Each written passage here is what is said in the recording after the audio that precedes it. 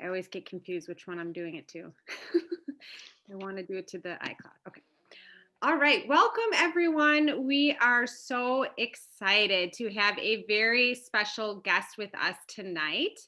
Our call tonight is Ask the Nutritionist, and we have Barb Lagoni, who will be on, who has 40 plus years of experience. She is a Cornell graduate, certified nutritionist, and has helped, oh boy, thousands and thousands of people improve their health and wellness. And when it comes to this hot topic of hormones, she's going to help us better understand the role of hormones in our body. How can we work as women from really preteen, because it really starts at a young age, to young adults to later on in life with menopause, manage our hormones and how all of those play a role in our body. And then we're also going to share some success stories of people who've been able to incorporate some of the things that Barb and I will be talking about.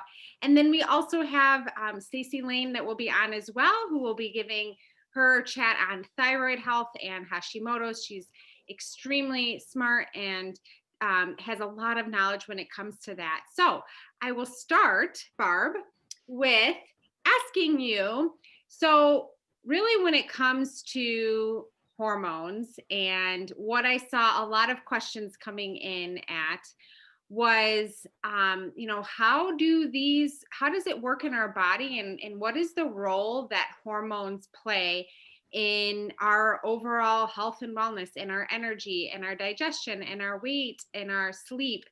I would love to hear from you, your experience with that. You got it. Okay. Well, um, first, let's figure out what hormones are. Um, they are chemical messengers.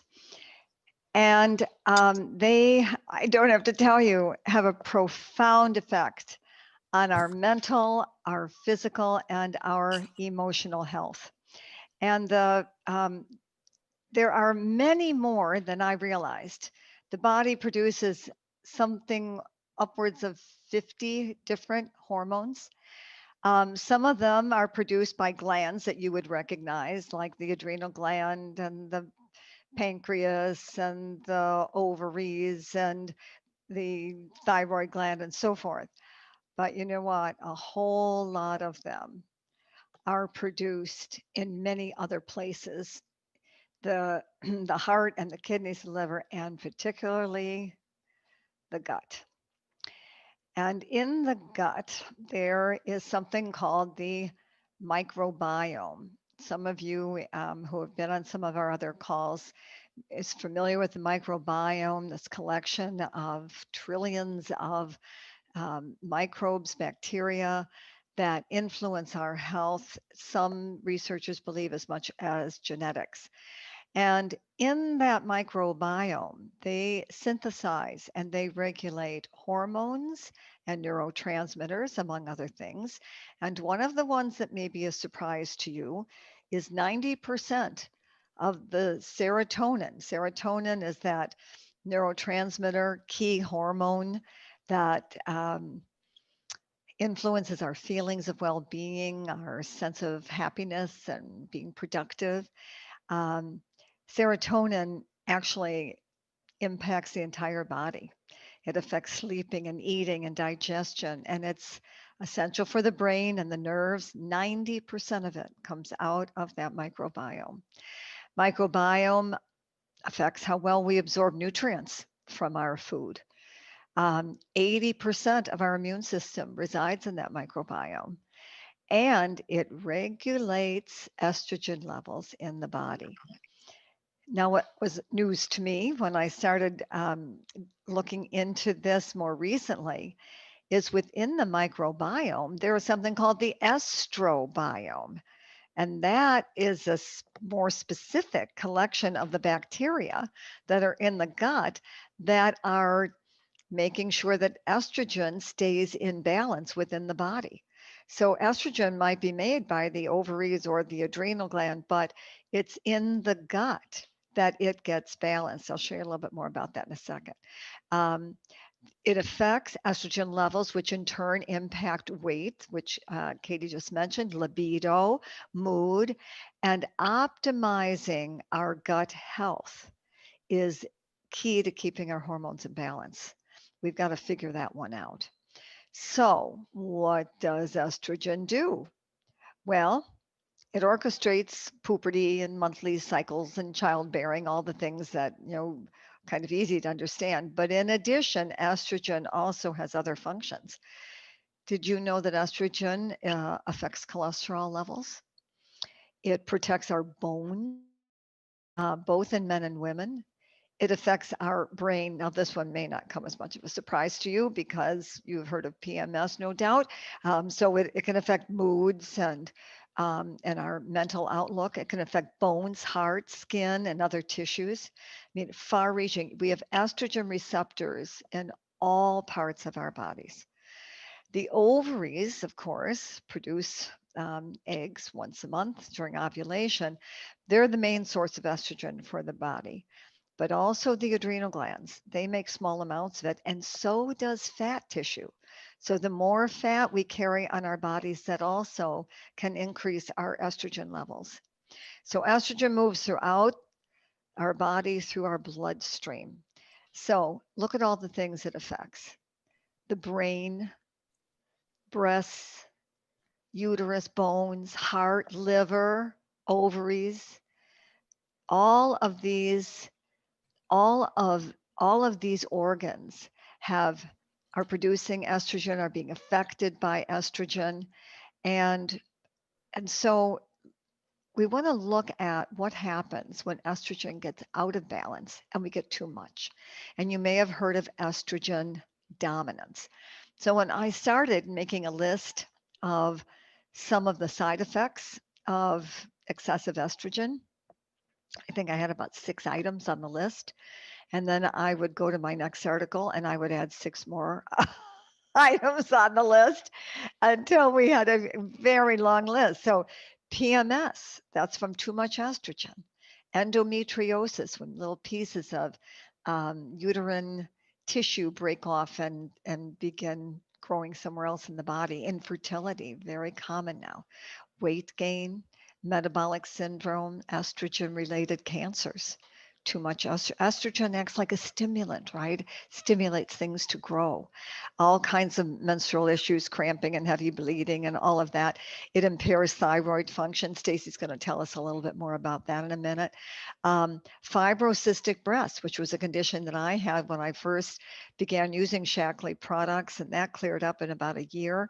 Fibroids in the uterus, fatigue, loss of sex drive, feeling depressed or anxious, weakening walls of the blood vessels, impairing blood sugar control, constipation, osteoporosis. And by that point, I ran out of room. But you get the idea. It affects any and all parts of the body.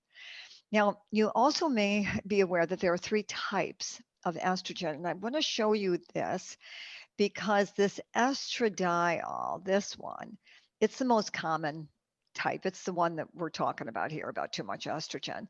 The estriol is the one that shows up when we're pregnant. But I want you to notice this estrone because that is the only estrogen that your body makes after menopause. And it's made by the ovaries for a while until they retire, and then the adrenal gland and fat tissue. That is important to have a smooth transition to menopause so that all of those organs are in good working order. So you keep the ovaries operational as long as possible. But when the adrenal glands finally do take that task over, you want to make sure it's in good working condition because the adrenal glands get depleted by stress and poor nutrition. And so I just want to remind us that we need to start now taking care of these vital organs, and we will do ourselves a great favor when we go through the transitions of hormones. So, what causes it? What causes estrogen to get too high? What causes other hormonal imbalances? And we would, the main place we want to look is with that microbiome because it influences so much.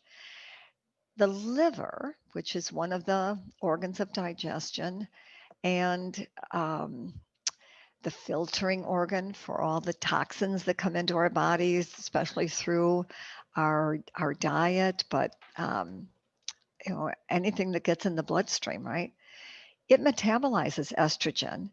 And so after the ovary does its thing, it has an egg, and then the estrogen stimulates the ovulation. Then estrogen needs to get the heck out of Dodge. Its job is done, and you don't want it lying around stimulating things to grow. And so the liver metabolizes it and gives it to the bile, and the except when the estrobiome, those substances in those bacteria that are in the gut, um, are not healthy, then they begin to reabsorb it. So healthy gut estrobiome minimizes that reabsorption and estrogen leaves the body.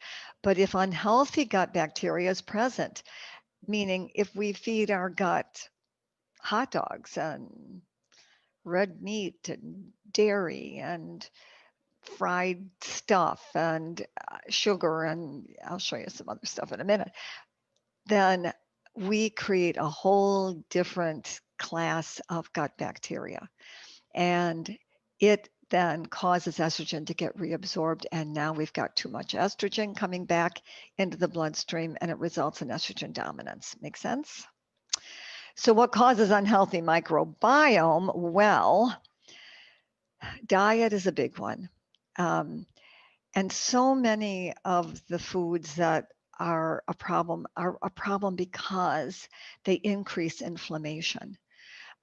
Dairy, meat, animal sources, right? Sugar, wheat, gluten, alcohol, antibiotics. They kill off the good guys in the gut. All kinds of forms of pollution and additives in our food. Um, just the just the course of aging, genetics, weight, they all influence that microbiome. So, I found this cute study on mice, and they gave the mice a plant-based diet, and they saw how it increased the production of the good bacteria that help the gastrointestinal tract and the immune function. But when they switched the diet on the same mice and they started giving them refined sugars and the standard American diet, they started to developing bad bacteria. That's what happens with us as well. So I wanted to show you this because I mentioned at the outset that we have about 50 different kinds of hormones. And when we talk about hormonal imbalance, all these are just some of them, right? That are hormones that can get out of balance. And when they do, I wanted you to see what happens. It can affect our weight in particular. Katie said a number of people were asking in particular about how hormonal imbalance affected their weight. And and the first culprits that you look at is sugar and refined carbs because of the way they damage hormones. Here's a few to be aware of. Insulin. Insulin is what the pancreas produces to help us metabolize blood sugar, right? And it is the insulin that allows cells to take up the blood sugar after we eat and convert it to blood glucose and take it in and provide the energy for the cells. And if we have too much, then it'll stick it into some fat storage, right? It then prevents that stored fat from being broken down. And when we have chronically high levels of sugar and refined carbs, and which then causes the chronically high levels of insulin, it leads to obesity and metabolic syndrome and insulin resistance. And I probably should put in here also, it leads to brain issues. I still remember one of the I can't remember the book that she wrote, but I remember one of the authors who wrote a book about blood sugar. And I remember her saying, it turns out it's not so good for the brain to be swimming in insulin. That's how she put it. Diets that are high in protein and the omega 3 healthy fats and even magnesium help improve this balance of insulin. Then, have you heard of leptin and ghrelin and um, these are produced in the gut, some of the ones I was telling you about. And one, leptin, signals to the brain when you're full. It's called the satiety hormone, right? Um, it reduces our appetite. Um, and when our insulin levels are high, like after a meal, it notifies the hypothalamus, in our brains. And then there's another one, the ghrelin. It it's the hunger hormone. It's produced in the stomach after a meal to signal that we're full. So one increases our appetite and one takes it away and makes us feel full. If we eat sugar, look at this under the ghrelin. Avoid sugar because even high fructose corn syrup and sugar sweetened drinks, they impair that ghrelin response. And then people are always hungry. One of the things that people like about many of you have taken the Prove It Challenge program, where for 7 days we eat unlimited vegetables, unlimited. And what people notice is very soon we have no we're never hungry because we can eat unlimited amounts of vegetables, and usually within the first 3 days we lose the craving for the carbs and the sugar and the gluten. Then there's this cortisol. You've probably heard about that one too, the stress hormone. That's the one that comes produced by the adrenal gland. It increases fat at our waistline. So people who are under chronic stress, they don't burn fat the way they would normally. Too much cortisol will cause fatigue and weight gain, and it leads to inflammatory conditions. That chronic fatigue syndrome is an adrenal gland deficiency. Um, and one of the things we want to be careful, if you've ever been what they call a yo-yo dieter, is you never want to reduce your calories so dramatically that your body thinks you're going into a famine because it'll shut it down. It'll stop burning the calories. It'll store everything as fat, and it'll be preparing your body for some kind of a famine response. And so we want to avoid that and learn about how to manage stress differently. um, Meditating and yoga and just learning how to chill. I always loved the stress management teachers who would say, don't sweat the small stuff. And then they would say, and it's all small stuff, right? Teaching us how it isn't the things in life that happen to us, it's how we react to them that triggers all this internal damage. And then there's our friend estrogen. And estrogen promotes fat storage at puberty because it's preparing the body for fertility and to bear children. So, high levels of estrogen, there's our estrogen dominance again, can cause weight gain. So, exercise, of course, is very beneficial, but also essential fatty acids and high fiber diets. And we'll tell you about GLA and Omega Guard in just a few minutes. So, um, maybe, Katie, before we go to the hormonal disruptors, maybe this would be a good place for, since we're talking about weight being affected by hormonal imbalance, would this be a good place to share your story? Yeah, for sure. So I have, after having my son, really struggled to lose the baby weight. I think he turned 2, and then it was 2.5, and just was really struggling to lose that, I don't know, 30 ish, 40 pounds, maybe 35 pounds that I had gained. Um, and what I found to be really helpful was, well, a few things. I think everything you're sharing and understanding our hormones, and if you are a mom and you've had a child in the last 10 years, that can affect us for many, many, many years. It takes a while for our hormones to balance out. And so that GLA is really helpful for that, but also being mindful of those inflammatory foods. And part of why I love our Prove It Challenge and the cleanse is because you learn to identify what foods might cause your body more inflammation, what might cause your body to not absorb and to cause that bloating or the digestive issues that you might have. And so for me, it was finding out that dairy and gluten were very big, were very was causing a lot of inflammation for me. But also our life shake is so beneficial because I also learned how to properly balance my blood sugar, because I think so often when we're not getting enough protein,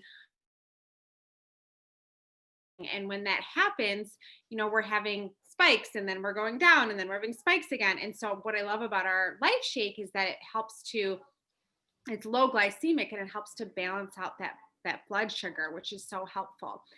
And I think when it comes to weight loss, and it's important to remember that your weight loss journey is multifaceted, and that, as Barb was saying, there are many factors that can go into your weight loss. Sleep, stress. For me, I find it and found it very beneficial to take stress relief because it's blunting the cortisol response.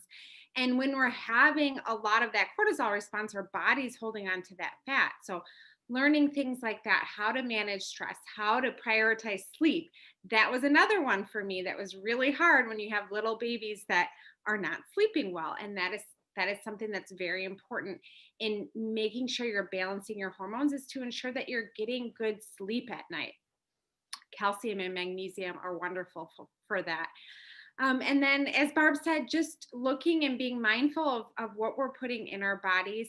And that is why we love our Life Shake. And it helps with that amino acid that's in it, leucine, that helps our body to build that muscle and lose fat, the right kind of fat. What I love about it too is that my cravings have shifted a lot. Being on the Prove It Challenge, I don't have quite as strong of a sweet tooth that I once did, but now I can still enjoy making brownies, making cookies, making muffins. But instead of using flour, instead of using lots of sugar, I swap them out for healthier alternatives. So we have lots of recipes we can share with you on that. But just making those small changes throughout your day and ensuring that your body's getting enough of that plant protein is going to really play a big role in your weight loss, and really taking the time to figure out what areas of your health may be contributing to not being able to lose weight, whether it's stress, whether it's sleep, whether it's your hormones, whether it's nursing. I know for me that was a harder thing for me to lose weight while I was nursing. And for some women, they do hold on to that weight as their hormones are, wanting to hold on to that to be able to feed a child. But really, that's one of the best things you can do is to get started on that Prove It Challenge, so you are creating that healthy foundation and you're filling in the gaps, and then you're having that great plant protein to help as well. Excellent. Thank you. So, we live in a world of hormonal disruptors. So,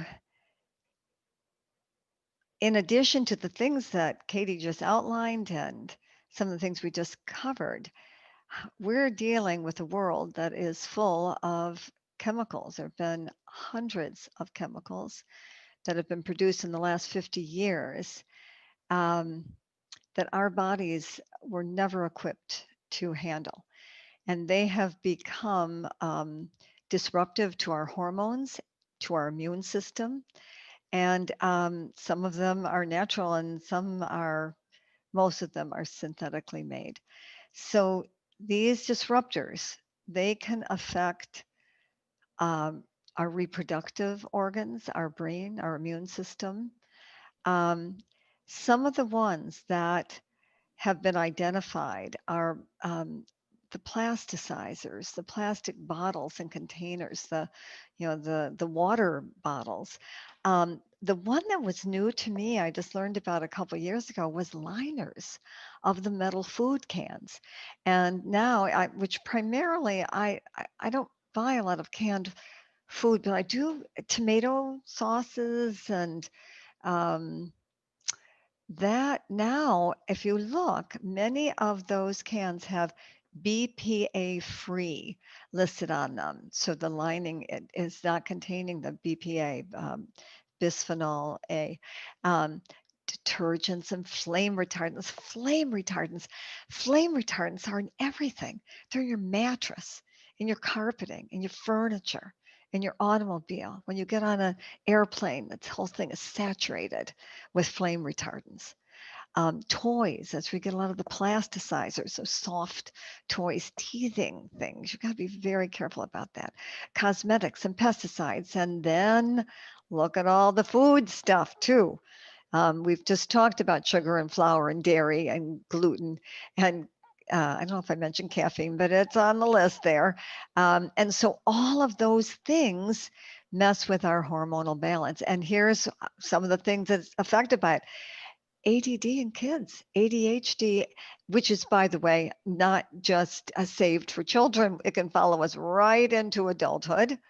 Um, Difficulty focusing. How many times have people told us after they've taken the 7-day healthy cleanse how they lose their brain fog? Our immunity is affected by the disruptors, metabolism, puberty. I never had heard this. Chemicals in lavender oil and tea tree oil are potential endocrine disruptors. Um, Reproduction, fertility, and so on. So um, that leads us to talk about Hashimoto's for just a minute. And we've asked Stacy Lane to join us because she has become a bit of an expert on this, right, Stace? Yes, I guess so. Never wanted to be, but here Didn't want to be. I am. So while you were doing all your discussing about those topics, I put in the chat just asking if anybody has either had an underactive thyroid or know somebody, and it was like yes, I have. My daughter has it. It is more common, sadly, than I'd like to admit.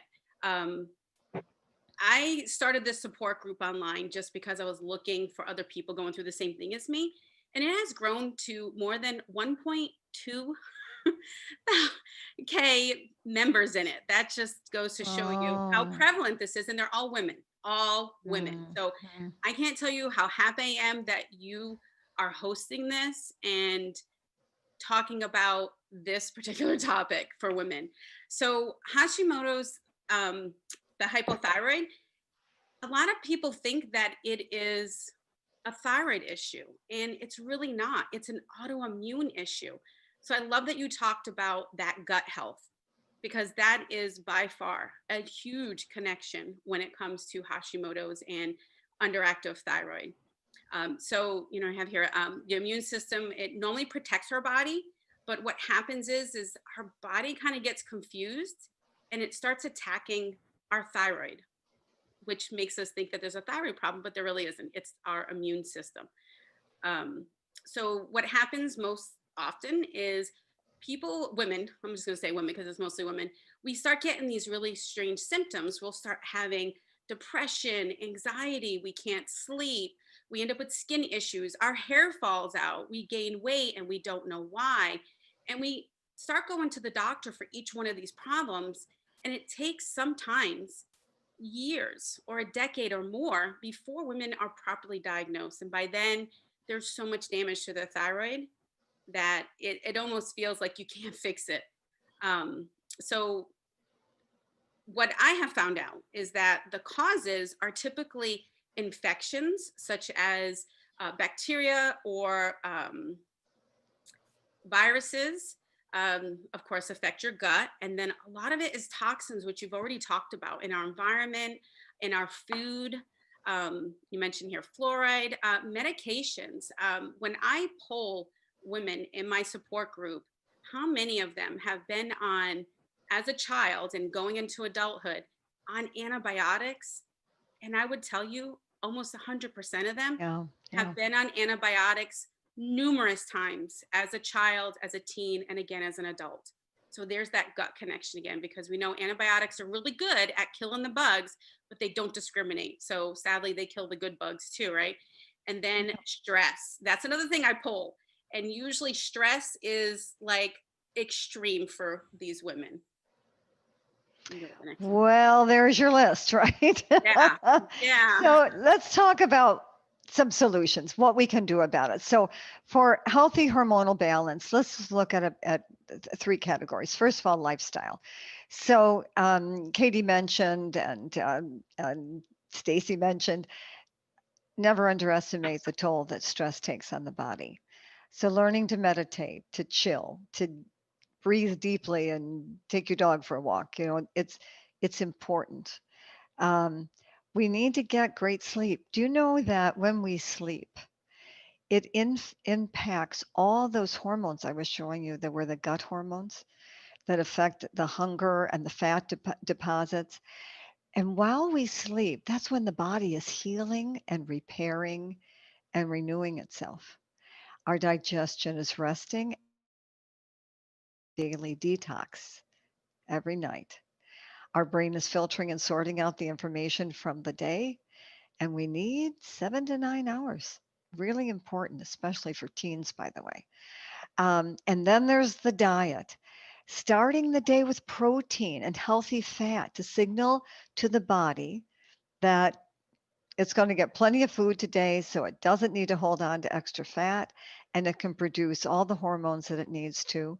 It can burn fat where necessary, and the brain will have more energy for the day. Isn't that interesting? Like we tell the body there'll be plenty of food for today, do not worry. Reduce sugar and try to choose what Katie was saying, just some, if you want something sweet, just try some healthier alternatives, including fruits. Then we come to supplements, because hormonal imbalance is also related to nutritional deficiency. If we aren't getting enough nutrients for the body to make the hormones, then we're still in the same have the same issue, right? So my most favorite one is B complex. Um, I always say it turns every woman into Mother Teresa. This is the one for our brain and our nervous system. It affects our blood sugar and our cravings and dry skin, a response to it. I love that B complex. GLA helps with balancing hormones and provides nutrients that the body uses to build the hormones. And then Omega Guard, same thing. So those are really nice kind of basic supplements that the body needs to build the hormones. But then there's the whole detoxing piece, that Stacy was talking about, that our liver get such a blast of toxins, and the liver is the one that's supposed to be deconjugating the estrogen to get it out of the body. It's got to be in good working order.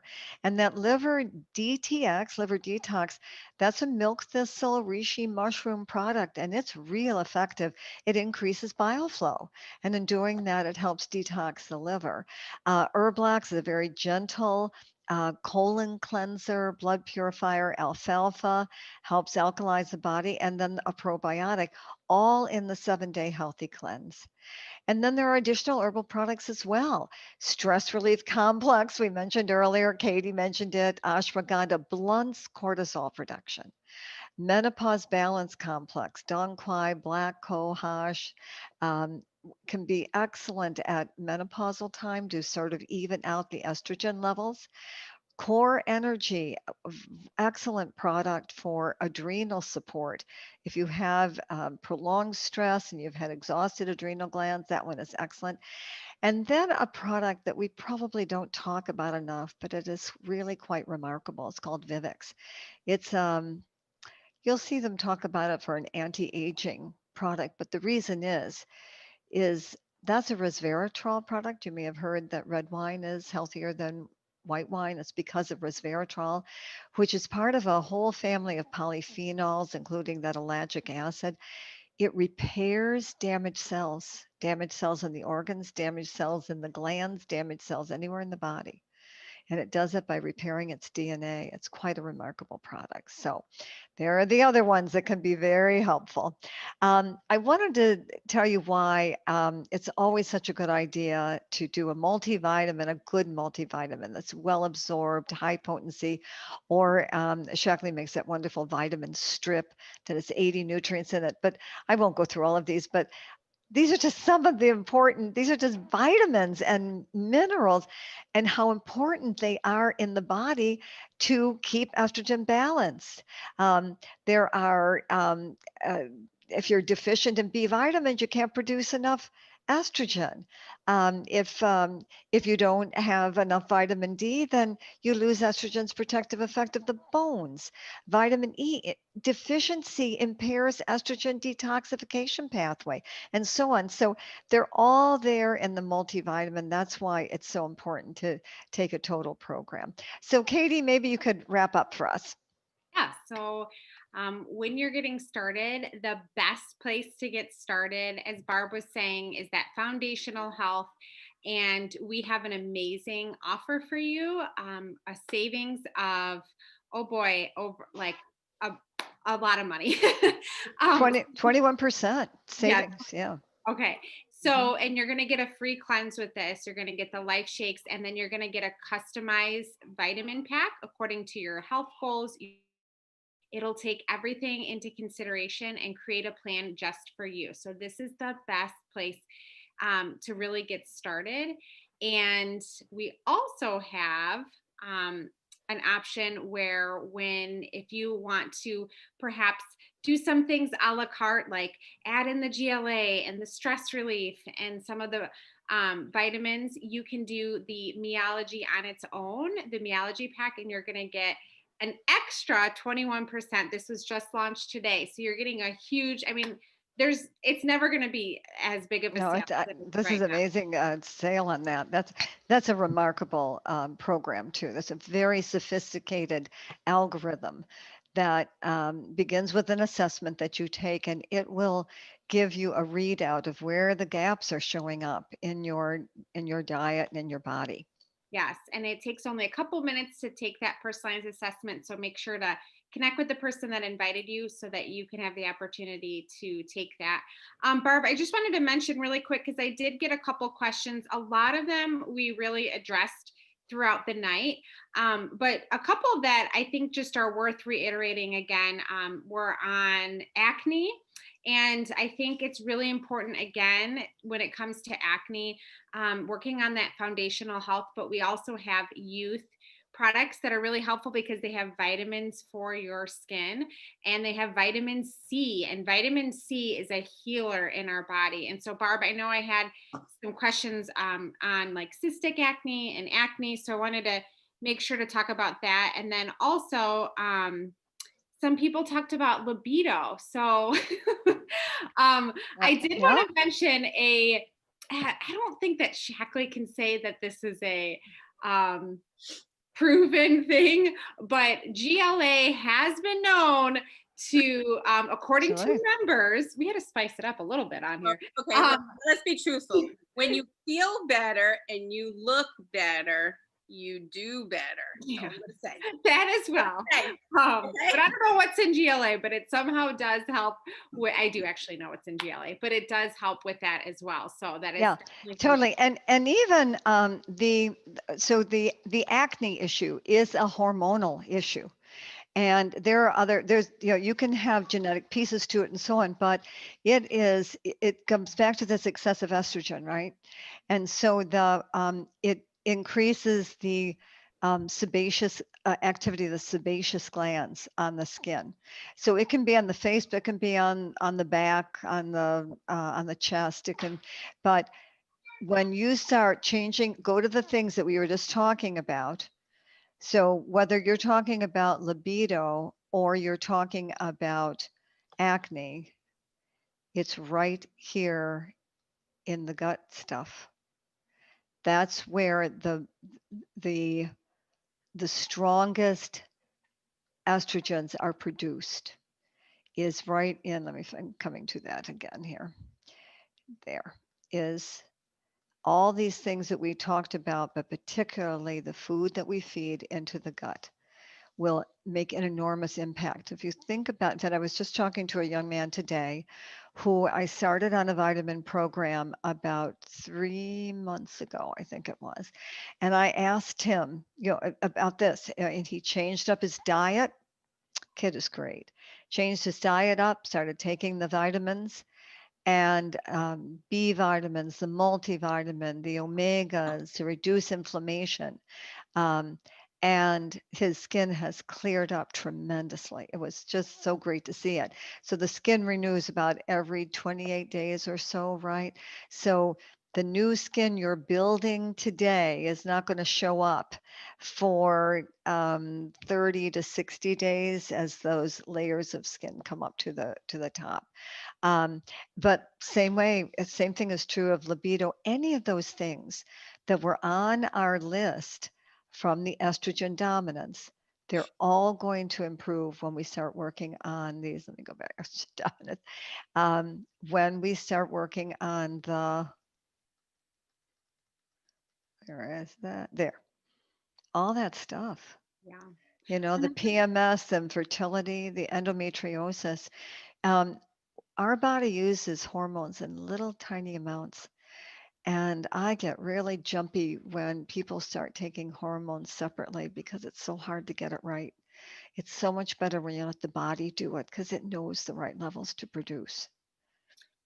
Also, Barb, I know a common thing is cramps, and what I found to be very beneficial for is what I've been told before, and actually this can also help when you're in labor is calcium and magnesium. Yeah, natural muscle relaxants. Yep. So that's a good thing. I wish I would have known about that in high school when I had. Yeah, painful. Yeah. Women tough it out. Well, we're good. Yeah. One other thing I wanted to mention really quick is hair, skin, and nails. So especially, I think this person was over 50, and that really goes back to our B vitamins are really important. Protein is really important. Our hair care line is amazing as well. Anything else, Barb? And no, and very, very true though. Our skin and our nails and our hair are protein substances. And so the first thing you want to look at is the quality of our protein. Um, this is where the protein shakes are really helpful, especially at breakfast. Do you remember the slide that talked about how important it is for the body to be aware that it's getting plenty of protein and healthy fats at early in the day at breakfast, so that we're teaching the body that it can now utilize the calories properly and burn fat and all of that, not worry about famine or anything else, right? And so it's that protein and fat that stabilizes blood sugar. But protein, it's hard to get. Even if you have an egg at breakfast, that's 6 grams. You want to have, like 15, 20 grams of protein at breakfast. The body really has very high protein needs. And that's what the hormones are based on. A lot of them are protein based, right? Yes. And a couple people were wondering what boosts collagen. And I know that Collagen is connective tissue. So that's vitamin C, vitamin E. That's why you will find in that youth skincare line lot of nutrients in there. That's one of the results that came out of the clinicals was it's collagen and elastin that are building the structure under our skin. So vitamin C we think of for our immune system, right? But I'll tell you, that's a really good one for the skin and for collagen. I love that it works while you go to sleep too. You put on the night cream and then it's working to repair, Yeah, rebuild your skin as you yeah, sleep, which is really cool. yeah. Somebody asked if Life Shake is best in the morning. I think personally, how you start your day sets a tone for the rest of the day. But I also think do what works best for you. So for some people, they may prefer lunch. So it's really just up to you. But for us, we just I just love it because it's quick, easy, first thing in the morning, and it's really going to set that tone for the rest of my day. Well, remember that it's protein and fiber that stabilize blood sugar. So if you get good protein and fiber at breakfast, then you don't get the up, down, up, down, up, down of cravings during the day. So when you start with 20 grams of protein and 6 grams of fiber, that's equivalent to eating 2 apples. Then you're not hungry for what, 5 hours? And then depending on what you eat at lunch, you're monitoring your blood sugar when you find out, think about is there a time during the day when you start having cravings? For some people, it's mid-afternoon. If that's the case, you want to go back and look at what you eat at lunchtime. Make sure there's protein and fiber there that's going to take you right through. People who want to lose weight, they can do a protein shake breakfast and lunch. But I just think it's more interesting to put a little salad with that. I mean, you can make salad so interesting now. So yeah, that's you can take it anytime, but that's the benefit of it. Especially take it before you know you're having those dips in your blood sugar. Yeah, and someone was asking about headaches, and I got a couple questions about those, and I know Hormones. Yeah, I'm surprised they didn't have that on that list, by the way. Yeah. gut Yeah. health is huge for that, for headaches. Yeah. Yeah. All of that. Remember that a lot of those symptoms, I can flip back again to the estrogen dominance, they cause inflammation in the body. And GLA and Omega Guard, they reduce inflammation. That's a great place to start. The other thing to watch with head when we have congestion in the gut. When you have a leaky gut or when you're not eliminating well and the toxins are accumulating and they're, coming through the leaky gut and getting into the bloodstream. So the cleanse is really helpful for that too. Awesome. Well, thank you so much. I think we could probably stay on all night and ask questions, but I want to be mindful of everyone's time. Barb, Stacy, thank you so much for all of your wisdom. And we will have this recording up and available for you. And thank you, everyone, for joining us tonight. Thanks. Goodbye, everyone. Thank you. Thank you, Barb. Hey, Okay. Barb, can you or I have the slides, right, to send to someone? You have the latest ones. Yeah. Okay. Mhm. Thank And you. then just send me the recording and I'll send it out to everyone too. Okay. Thanks, Barb. Bye. Bye. Bye, ladies.